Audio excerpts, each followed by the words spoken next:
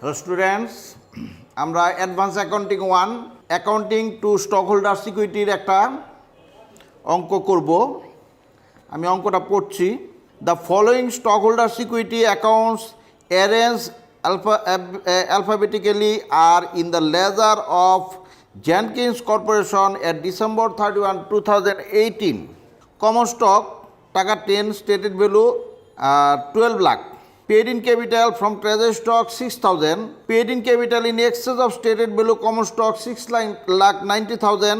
Paid in capital in excess of par value preferred stock 2,88,400. Preferred stock 8% 100 par non-communicative 3 lakh. Retained earnings 8,26,000. Treasury stock common 8,000 shares 88,000. Instructions: prepare a stockholders equity section at December 31, 2018. এখন আমাদের বলছে যে stock holders equity করতে। আমরা stock holders equity করি। এখানে আমাদের কোনো জার্নাল নাই, লেজার নাই, ডাইরেক্ট স্টক হোল্ডার্স ইকুইটি চাইছে। প্রথমে আমরা লিখব paid in capital. Capital stock, আমাদের ক্যাপিটাল স্টক দুই রকম আছে, একটা হলো প্রেফার্ড স্টক আর একটা হলো কমন স্টক। আমরা লিখি প্রেফার্ড স্টক। প্রেফার্ড স্টক আছে আমাদের 3 লক্ষ টাকা, 8% 100 পার নন কমুলেটিভ 3 লাখ। তারপরে কমন স্টক, কমন স্টক আছে আমাদের 12 লাখ টোটাল। সরি, এটা ইচ্ছা করলে লেখা যায়, আমরা একবারে লিখি। এখানে যোগ করে দিই 12, 13, 14, 15 লক্ষ। এর সাথে এডিশনাল পেইড ইন ক্যাপিটাল, এটা হলো এক্সেস টাকাগুলি। এক্সেসের মধ্যে আমাদের আছে প্রেফার স্টক আছে, কমন স্টক আছে, ট্রেজারি স্টক আছে। প্রেফার স্টক আছে, কমন স্টক আছে, ট্রেজারি স্টক আছে। প্রেফার স্টক দেওয়াই আছে 2,88,400। কমন স্টক দেওয়া আছে 6,90,000 আর ট্রেজারি স্টক দেওয়া আছে 6,000, 9,84,400, 24,84,400। এটা হলো টোটাল পেইড ইন ক্যাপিটাল। এখন স্টুডেন্টস আমাদের দেখতে হবে যে রিটেন আর্নিংস আছে কিনা। রিটেন আর্নিংস আমাদের অঙ্কে আছে 8,26,000। যোগ দিয়ে আমরা 33,10,400।